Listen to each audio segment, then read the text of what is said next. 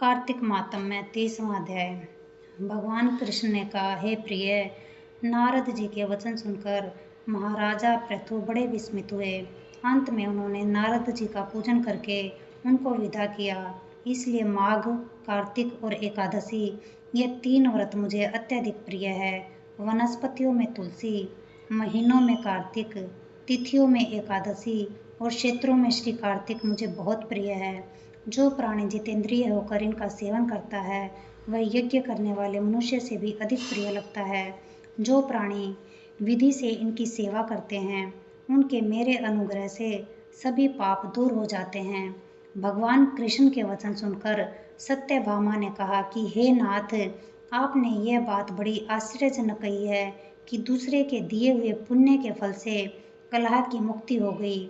यह प्रभावशाली कार्तिक मास आपको अधिक प्रिय है कि जिसे पतिद्रोह का पाप केवल स्नान के पुण्य से ही नष्ट हो गया। दूसरे मनुष्य द्वारा किया हुआ पुण्य उनके देने से कैसे मिल जाता है, यह आप मुझे बतलाइए। तब भगवान कृष्ण ने कहा, बिना दिया हुआ पुण्य और पाप जिस कर्म द्वारा मिलता है सो सुनो। सतयुग में देश, ग्राम और कुलों को दिया पुण्य या पाप मिलता था, किंतु कलयुग में केवल कर्ता को ही पाप और पुण्य का फल भोगना पड़ता है। संसर्ग न करने पर भी वह व्यवस्था की गई और संसर्ग से जैसे पाप व पुण्य दूसरे को मिलते हैं उसकी व्यवस्था भी सुनो। पढ़ाना, यज्ञ कराना और एक साथ भोजन करने से पाप पुण्य का आधा फल मिलता है। एक आसन पर बैठने तथा सवारी पर चढ़ने से, श्वासों के आने जाने से पुण्य व पाप का चौथा भाग प्राणी मात्र को मिलता है। स्पर्श करने, भोजन करने से और दूसरे की स्तुति करने से पुण्य और पाप का 6वां भाग मिलता है। दर्शन करने, सुनने और ध्यान करने से मनुष्य को पुण्य और पाप का 10वां अंश मिलता है। दूसरे की निंदा, चुगली और धिक्कार करने से उसका 7वां भाग मिलता है। पुण्य करने वाले मनुष्य की जो कोई सेवा करता है वह सेवा का भाग लेता है और अपना पुण्य उसे देता है। नौकर और शिष्य के अतिरिक्त जो मनुष्य दूसरे से सेवा करवाकर उसे पैसे नहीं देता तो वह सेवक उसके पुण्य का भागी होता है। पंक्ति में बैठे हुए भोजन करने वालों की पत्तल जो व्यक्ति लांघता है वह उसे, जिसकी की पत्तल उसने लांघी है, अपने पुण्य का 6वां भाग उसे देता है। स्नान तथा ध्यान आदि करते हुए मनुष्य से जो व्यक्ति बातचीत करता है या उसे स्पर्श करता है वह अपने पुण्य का 6वां भाग उसे दे डालता है।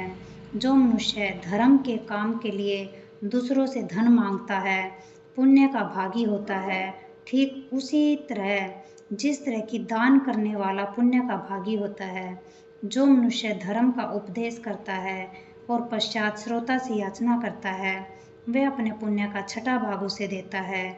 जो मनुष्य दूसरों का धन चुराकर उसे धर्म करता है वह चोरी का फल भोगता है और शीघ्र ही निर्धन हो जाता है। और जिसका धन चुराता है वह पुण्य का भागी होता है। बिना ऋण के उतारे जो मनुष्य मर जाते हैं उनको ऋण देने वाले सज्जन पुण्य के भागी होते हैं। शिक्षा देने वाला, सलाह देने वाला, सामग्री को जुटाने वाला तथा प्रेरणा देने वाला ये पाप और पुण्य के 6ठे भाग को प्राप्त करते हैं। राजा के पाप पुण्य के साष्टांश का भोगी होता है। गुरु शिष्यों का, पति पत्नी का, पिता पुत्र का, स्त्री पति के लिए पुण्य का 6ठा भाग पाती है। पति को खुश करने वाली आज्ञाकारी स्त्री पति के लिए पुण्य का आधा भाग ले लेती है। जो पुण्यात्मा पराये लोगों को दान करता है वह उनके पुण्य का 6ठा भाग प्राप्त करता है। जीविका देने वाला मनुष्य जीविका ग्रहण करने वाले मनुष्य के पुण्य के 6ठे भाग को प्राप्त करता है।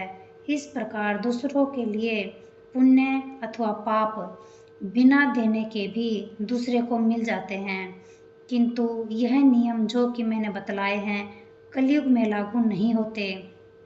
कलयुग में तो एकमात्र कर्ता को ही अपने पाप और पुण्य भोगने पड़ते हैं। इस संबंध में एक बड़ा पुराना इतिहास जो कि पवित्र भी है और बुद्धि देने वाला भी है, वह मैं आपसे कहता हूँ, ध्यान से सुनो। जय भगवान। सुख शांति, सुख शांति, सुख शांति।